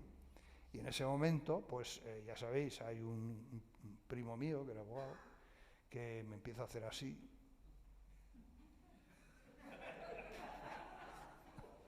Estaba así a un lado, y yo decía, y me dice, yo entendí Carrillo. Digo, joder, han matado a Carrillo. Pues no, han matado a Carrero. Total que el presidente... Sí, así fue. Es que en toda tragedia siempre en su parte cómica. Y claro, el presidente del tribunal, que era Mateu, al que luego mató la ETA, inmediatamente suspendió el juicio, nos bajaron a los calabozos ahí, aquel ambiente, pues fue un ambiente muy fuerte. Yo quiero contaros una anécdota, que no sé si la contáis, pero creo que sí, quizás sí. Hay una anécdota muy interesante. Las Salesas están muy cerca de la presidencia del gobierno entonces, que está en la plaza de Colón y está, pues no sé, a unos metros, ¿no? 300 metros, 400 metros, muy poco, ¿no? Entonces nosotros oíamos gritos, un murmullo ahí tal, y los abogados, claro, nos dijeron que es que estaban pidiendo nuestra cabeza. Con lo cual, pues hombre, algo preocupados estábamos. Y entonces vino un capitán de la Policía Armada, para ver lo que es la dialéctica de las cosas, ¿no? Y se acercó a nosotros y nos saludó, ¿no? Y dijo que pensaba que estábamos preocupados por el tumulto que había, de que estaban, bueno, la idea de que iban a asaltar aquello, nos iban a... Y nos dijo una cosa, fíjate, increíble, ¿no? Dijo, mire, yo estoy aquí, hemos reforzado la guardia, y que sepan ustedes que para llegar a donde están ustedes tienen que pasar por encima de mi cadáver. Dijo este tío. Entonces, claro, le dice a Marcelino, ¿usted, don Marcelino, de dónde es? Y le dice Marcelino, yo soy de Osma la Rasa, un pueblo de Soria. Dice, anda, pero si yo también. ¿Y tú de quién eres? Claro, ya sabes que los pueblos, tú de quién eres y tú de qué... Pues yo soy de la tal. Ah, pues yo soy de la... Fíjate lo que es la historia, ¿no? Era de Osma la Rasa, un capitán al que luego, por supuesto, cuando salimos en libertad, fuimos a ver, le hicimos un pequeño homenaje, y era un capitán de la Policía Armada de una dictadura. Pero bueno, había funcionarios, que él era un funcionario que decía, a mí me han puesto para custodiar unos presos y yo respondo de estos presos, ¿no? Esa era su mentalidad, ¿no? Y ese es un detalle interesante porque indica cómo ya en aquella época pues había gente que ya pensaba que aquello no iba a durar toda la vida, ¿no? Yo creo que eso está... hay una discusión que hacéis en el libro que es sobre si la ETA mató a Carrero haciéndolo coincidir con el 1001 o no. Bueno, habrá mucha discusión. Yo creo que sí, que lo hizo coincidir aposta. Porque luego en la cárcel, un día nos vino a ver a Saborío y a mí, que eran los que conocía, uno de comisiones, que había estado en comisiones bastante tiempo, en la construcción, que se llamaba Durán. Este Durán, un poco de cabeza alocada, pues este se metió en el rollo de la ETA. A través de una persona también que se llama Eva Sastre, la mujer de Alfonso Sastre, en fin, personajes un poco oscuros, y estos que luego se fueron a vivir ahí con la ETA y tal. Y este hombre, pues le encargaron hacer un zulo. Como era albañil, pues dijeron, pues tú tienes que hacer un zulo. Y él hizo un zulo, ahí en las afueras, pueblo de Madrid, en las afueras de Madrid, porque la primera idea que tenía la ETA no era matar a Carrero, sino secuestrarle. Pero luego vieron que era dificilísimo hacerlo y entonces decidieron matarme. Y Durán, en fin, lo que dijo a Saborío y a mí, al que le metimos en una celda y le apretamos, verbalmente. Sí, pero le apretamos, a Durán le apretamos. El hombre nos dijo, mira, yo en el fondo sigo siendo de los vuestros, yo siempre he sido de comisiones, yo siempre he trabajado en comisiones, yo os aseguro que estos, porque me lo han dicho, han hecho coincidir el atentado, haciéndolo coincidir con el juicio, porque sabían que iba a tener un enorme eco en ese momento en que estaba toda la opinión pública, la prensa, los medios. Pues claro, fijándose en el 1001, matar al jefe del gobierno, claro, era un bombazo de miedo, ¿no? Y eso es lo que él nos contó. Y yo creo que eso tiene lógica, porque la ETA, en el fondo, con el movimiento obrero, tenía un problema, que eran las dos estrategias para acabar con una dictadura. O sea, o la violencia o la lucha de masas.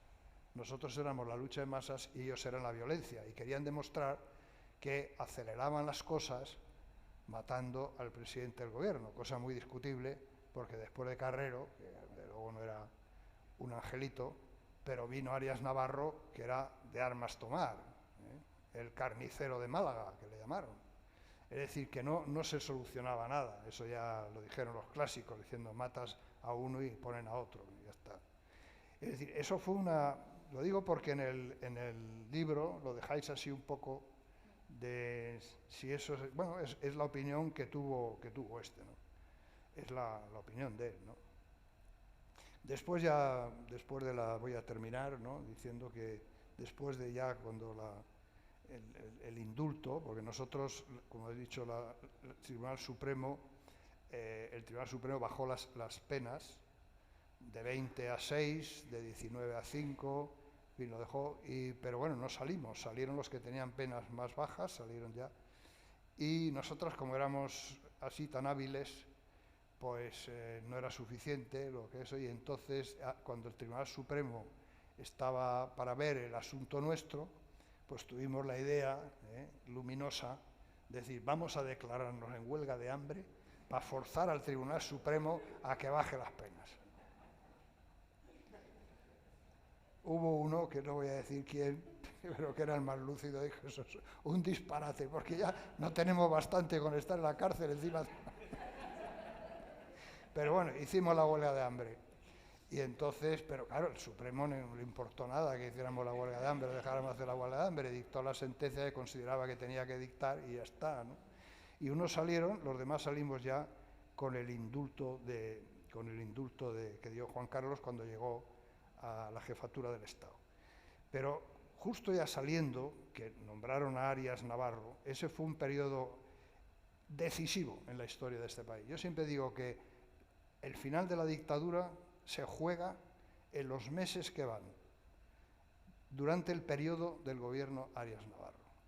Eso fue un periodo absolutamente decisivo, que es cuando nosotros lanzamos una gran ofensiva de movilización en toda España. En los 3 primeros meses del año 76 se hicieron 175.000 huelgas en España. Lo que llamó don José María de Areiza, conde de Motrico, que era ministro de Asuntos Exteriores de ese gobierno, una galerna de huelgas. Y Arias, en unas memorias que tiene muy interesantes, unos papeles que han trabajado un historiador, ¿cómo se llamaba este? Bueno, Tusell, que ha trabajado Tusell, los papeles de Arias, dice, la universidad está descontrolada. Es decir, es un momento, la universidad descontrolada, el movimiento obrero, esa movilización es lo que le rompe la catenaria al intento de perpetuar la dictadura sin Franco, es decir, de darle continuidad, lo que llamó San Martín, lo que llamó el coronel la solución a la turca. La solución a la turca era, pues, un apaño, algún partido legalizado, otros partidos no, unos sindicatos legalizados, otros. Digo esto porque hubo intentos, se lo comentaba la comida, hubo intentos de retrasar la legalización de comisiones obreras. Lo mismo que hubo intentos de no legalizar al PC. Es decir, que, por ejemplo, a la UGT, pues ya sabéis, se le permitió el Congreso en la época de Fraga, el Congreso, y a nosotros no. Tuvimos que venir aquí a hacer la asamblea, famosa Asamblea de Barcelona, ¿no? Y por lo tanto había un intento de legalizar a unos, pero no a otros, dividir al movimiento obrero, dividir a los partidos, dividir a la izquierda. Ese fue un intento muy serio y eso lo evitó la movilización de la gente y también, bueno, cierta inteligencia por parte de la izquierda y de los sindicatos de no entrar en esas provocaciones, sino de, por ejemplo, al Congreso de UGT, pues nosotros fuimos, fue Julián Ariza de representación. Es decir, que no caímos en la cosa de enfrentarnos por el hecho de que ellos les dejaran, no, bueno, nosotros tuvimos la Asamblea de Barcelona como pudimos, ¿no? Y yo recuerdo que tuvimos una reunión con el ministro de Relaciones Sindicales, que se llamaba de la Mata Gorostizaga, de toda la vida. De la Mata lo mandó Suárez para que tuviera una reunión con comisiones obreras todavía ilegales. Y yo siempre digo que fue la única reunión, yo creo, en la historia de Europa en donde un ministro de un gobierno se reúne clandestinamente con un sindicato o con un partido, ¿no? Porque la verdad es que nosotros dijimos que sí, que estábamos de acuerdo en reunirnos, pero en nuestro terreno.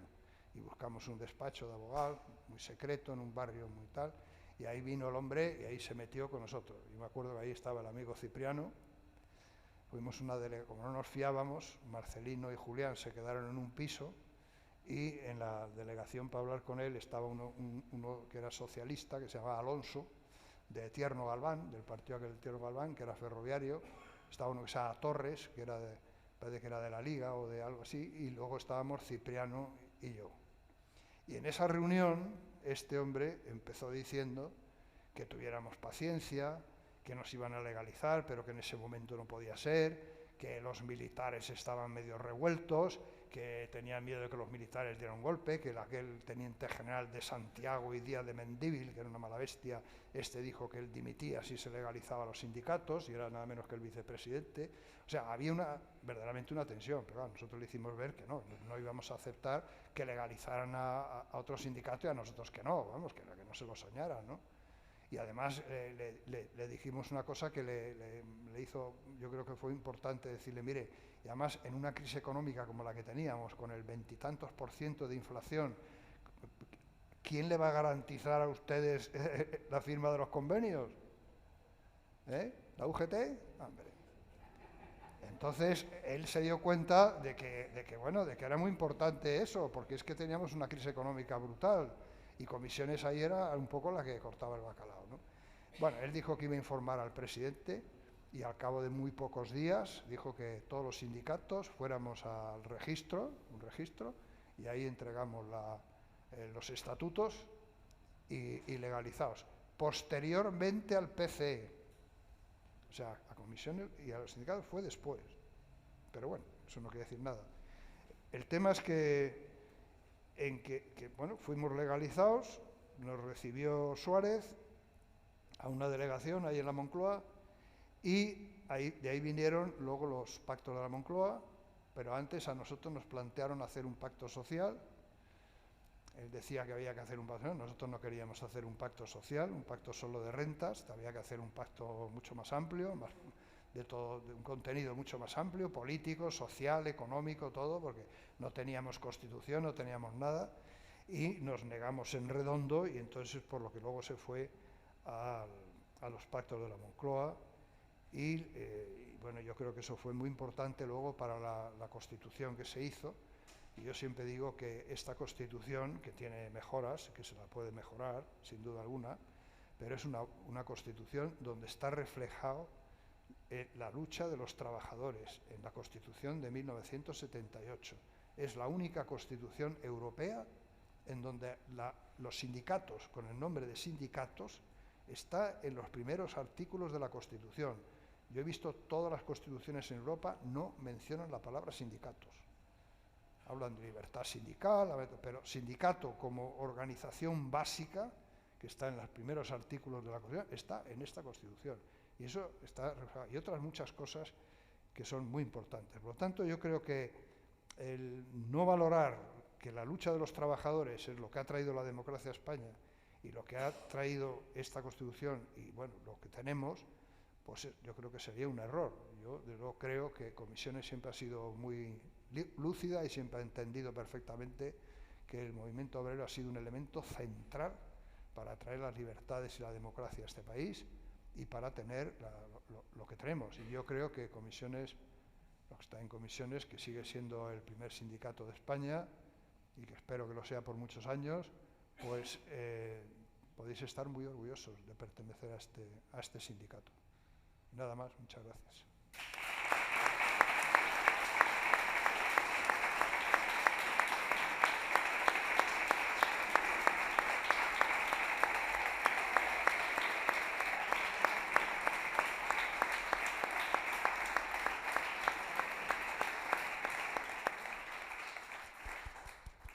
¿Esto va?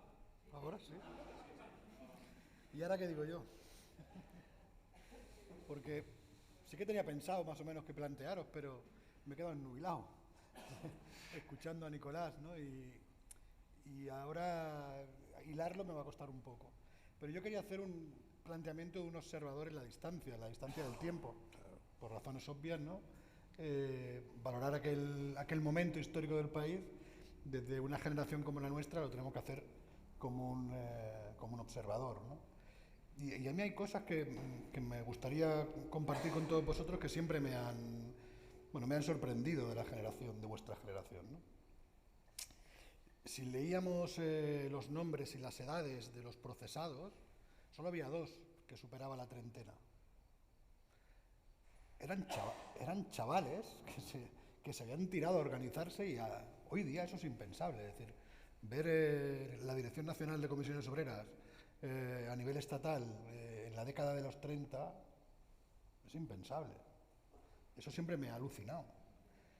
Me ha alucinado con la normalidad y la humildad que siempre a todos los compañeros y compañeras que he escuchado de esta generación planteaban con crudeza que sabían que se la tenían que jugar. Lo que bien decía hoy Nicolás, ¿no? Para movilizar a la gente en un periodo de represión, la clandestinidad no era suficiente.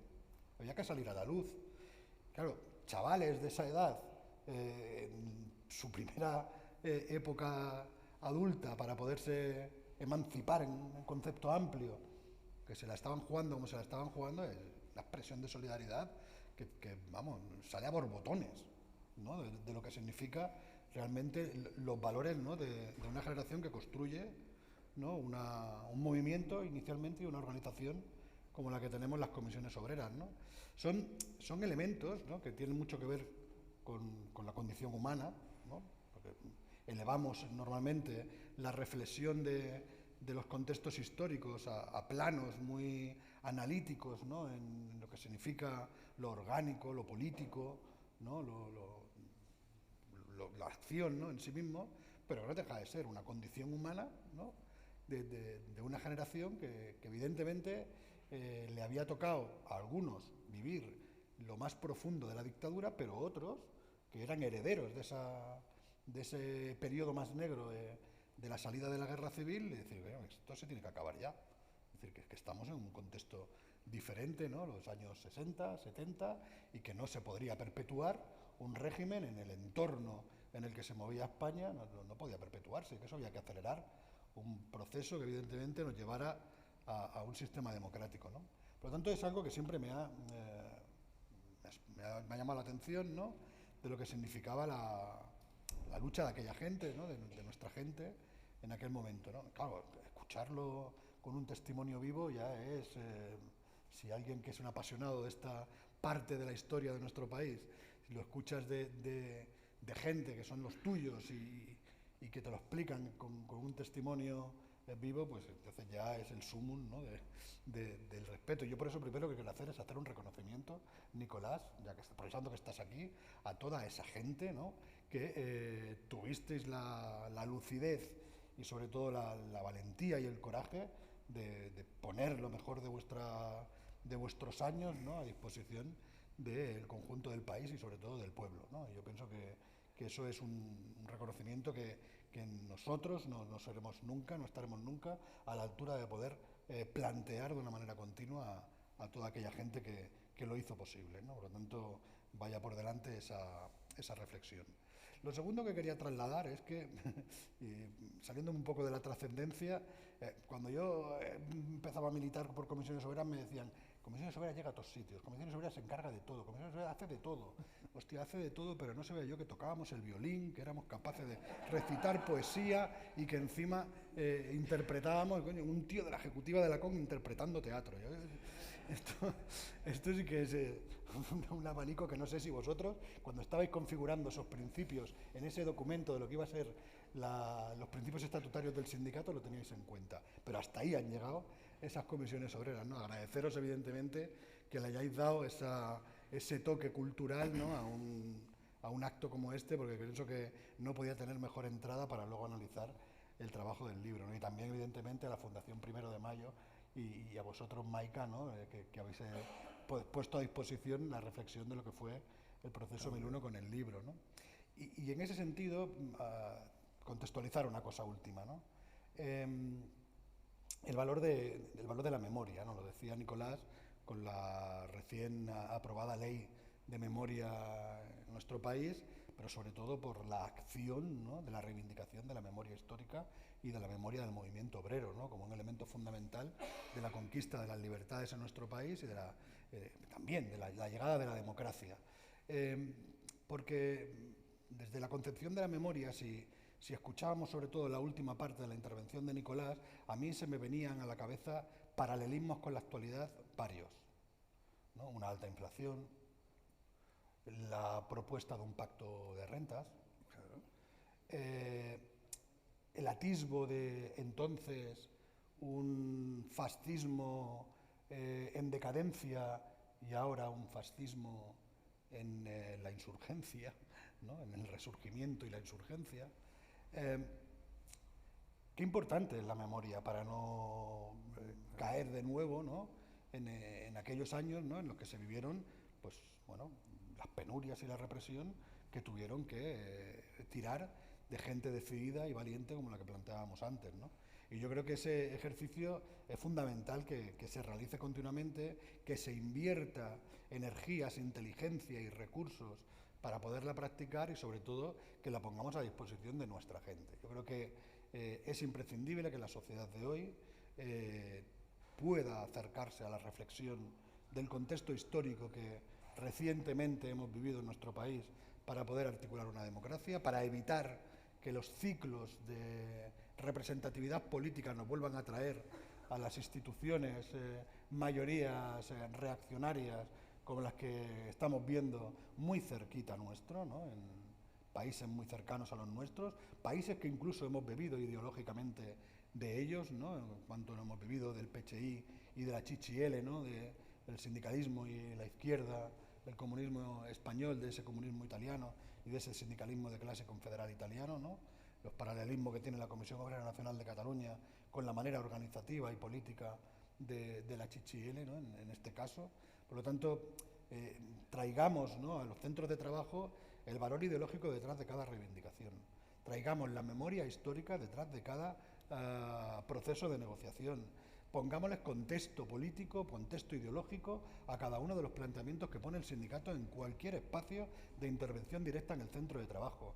Hablar hoy del poder adquisitivo de los trabajadores es hablar hoy de un proceso político que tiene que poner en cuestión el carácter reaccionario de una nueva extracción de rentas que quiere seguir articulándose sobre la base de la acumulación de la riqueza de los de siempre. Hablar hoy de mejorar el espacio de intervención de los trabajadores es ganar democracia real para intentar evitar que el fascismo vuelva a entrar en los centros de trabajo y en las casas de la clase trabajadora. Por lo tanto, ideologizar hoy la reivindicación, poniendo en contexto histórico y el valor de la memoria en este sentido, es fundamental para la acción sindical de hoy, la de hoy y sobre todo la de mañana.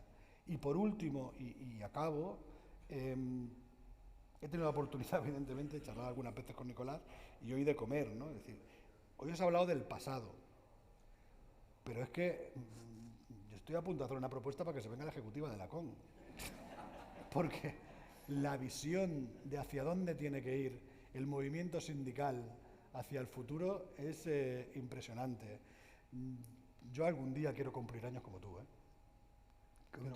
Quiero cumplir los años como tú, con la cabeza lúcida que tú tienes. Muchas gracias por acompañarnos, muchas gracias, Maika, tienes que ir al también por gimnasio, acompañarnos. Tienes que ir mucho al gimnasio.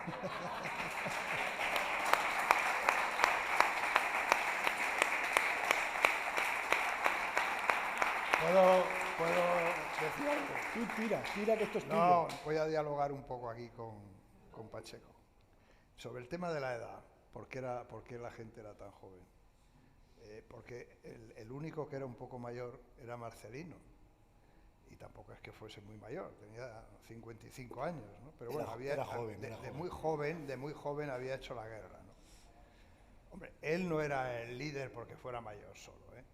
Tenía sus cualidades que todo el mundo respetábamos, pero también porque era mayor. Pero Marcelino era un dirigente muy especial, ¿eh? Muy especial.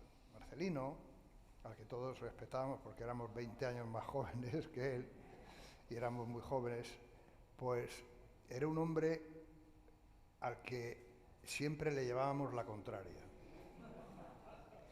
y no se molestaba. Como estos irreverentes. Bueno, una gran virtud, no siempre, muchas veces. O sea, no le respetábamos, amén, no.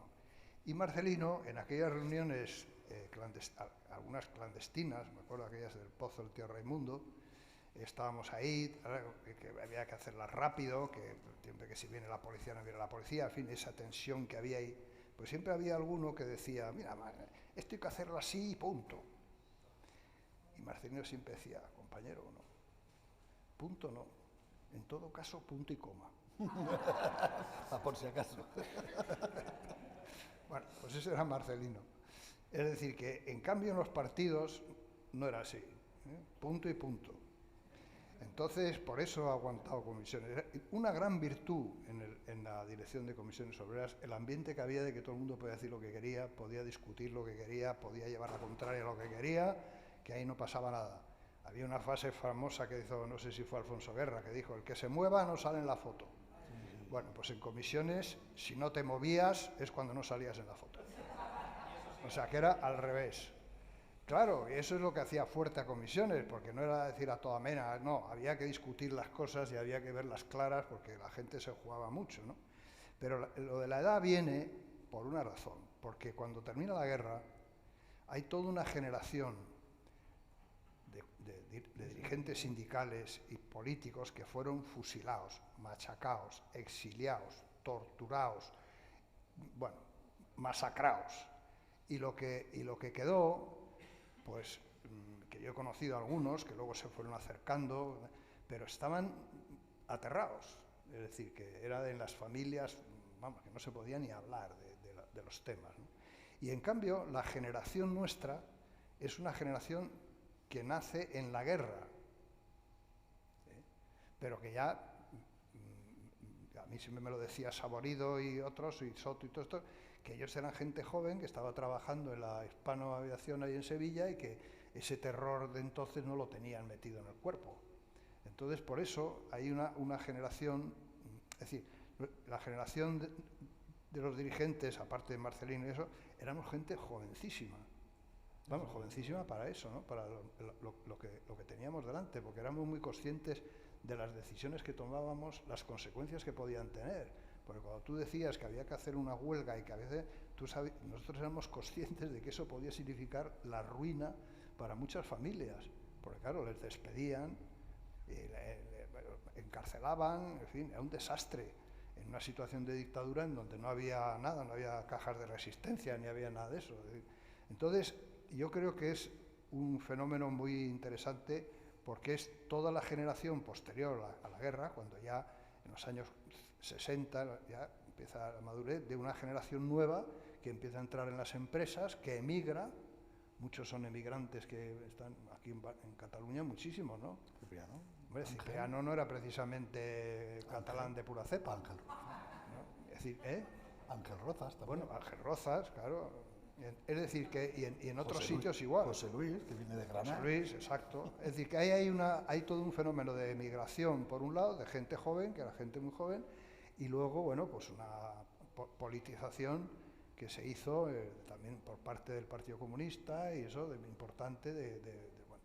Yo creo que eso es lo que explica el por qué éramos tan jóvenes, ¿no? Y yo creo que los grandes cambios siempre, si estudias los cambios en otros países, generalmente lo hace gente joven.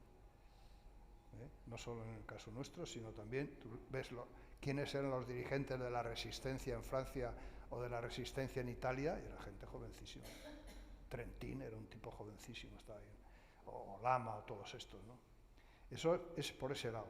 Luego, en el tema del reconocimiento, yo creo que lo importante, ahora que estamos en el tema de la memoria y todo eso, más que el reconocimiento de personas, es el reconocimiento de comisiones obreras como colectivo, en el sentido de que hay miles, decenas de miles de personas que se lo han jugado en este país y que son anónimos y que nunca saldrán en un libro de historia y nadie hablará probablemente de ellos, pero son los que movían, los que paraban el metro, los que paraban la estándar, los que paraban la SEA, los que es decir, esa es la gente que realmente un reconocimiento, porque a nosotros la verdad es que no necesitamos eso. Pero no crees, Nicolás, porque yo cuando en el imaginario de cualquier persona que no está tan cercana al movimiento sindical, cuando le hablan de sindicato, lo primero que le viene son comisiones obreras. No, claro. Ese es un reconocimiento de eso. Es un reconocimiento, en la gente evidentemente lo hay. El otro día, yo debo decir que por primera vez en 40 años de democracia, hubo un acto en Madrid, en el Consejo Económico y Social, en el que un ministro del Gobierno, en nombre del Gobierno, nos reconoció a los del 1001, nos llevó allí, invitaron a todos, un acto muy emotivo, muy importante. La primera vez que el Gobierno... ¿Quién fue? ¿Qué ministro fue? El ministro Bolaños, que es el ministro de la Presidencia, que es el que lleva el tema este de la memoria, hizo un discurso muy, muy bueno, diciendo que ya era hora de que se reconociera que quien había traído la libertad y la democracia a este país era Comisiones Obreras, nos simbolizaba en nosotros, etcétera, pero vamos, lo que era el movimiento, ¿no? Y eso no se había hecho nunca en nuestro país, no se había hecho ese reconocimiento por parte de un gobierno, ¿no? Y eso que dices de que comisiones... a mí me hacía gracia, vamos, no me hacía gracia, me ha parecido curioso lo que se ha leído ahí por el compañero que lo ha leído, porque, bueno, daba la impresión de que éramos católicos, cristianos, todos. Porque había un cura. Porque había un cura. Porque el cura Paco, se despachó, el cura Paco. Era el que más escribía. Claro, el cura Paco, pero es verdad que nunca hemos ido tanto a iglesias como en aquella época.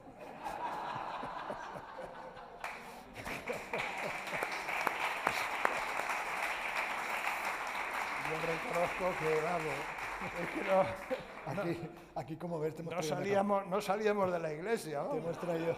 Te hemos traído una capilla. Y aquí lo mismo, oye, la iglesia está como era la San Medí. San Medín, de la Asamblea de Cataluña, pero bueno, yo supongo que aquí en San Medí fue la fundación de Comisiones Obreras. Claro, por eso digo, no, Cuando hicimos la Asamblea de Barcelona también fue en una iglesia. Sí, la iglesia del Pi. Pues eso, claro, pues eso, esa es la iglesia. Y en Madrid igual, el padre Llanos, que era de comisiones, que le metimos en comisiones, había una serie de curas que las metimos y eran los que nos dejaban las iglesias. Estábamos todo el día en las iglesias, ¿no? Hasta el punto de que una vez... Mariano Gamo, en Moratalaz. Hasta el punto que una vez casi nos hunde en la miseria el compañero Tranquilino Sánchez, que era el líder de la construcción, que era muy ateo y tenía sus manías, y entonces fuimos a una reunión en una iglesia y había que pasar. Para poder reunirse había que estar ahí en la iglesia mientras se daba la misa y tal, ¿no? Entonces ahí el cura empezó a decir, pues una oración por el Papa, no sé qué, una oración por el obispo Morcillo, dijo, y dijo Marcelino, ese no. Se puso furioso y casi descubre el pastel. Pero quiero decir que se puso furioso por el Morcillo, que le tenía una manía muy especial. Pero es verdad que hubo un sector de la iglesia que ayudó mucho. Ahora, el cura Paco... Yo otra anécdota que pienso comprobar el jueves es por qué llegan tarde Cipriano y José Luis. Eso no lo sé.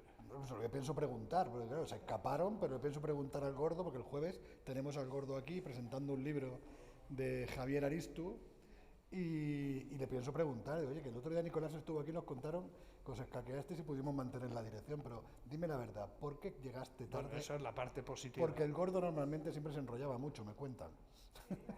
No, quizás Así que lo mismo llegó tarde sí. Por su condición. ¿Tú crees? Por eso le pienso preguntar. No, a lo mejor era porque el enlace que había pues no funcionó, no sé, yo supongo que no sería porque se estaba tomando un... Se lo pienso preguntar. Bueno, pues eso es la cosa. Podríamos contar muchas más anécdotas, pero yo creo que... Acabamos, ¿no? Está bien. Por la hora que es, si os parece, acabamos, ¿no? Porque si damos la palabra no nos vamos, ¿no? Por lo tanto, mejor lo dejamos ahí, ¿no?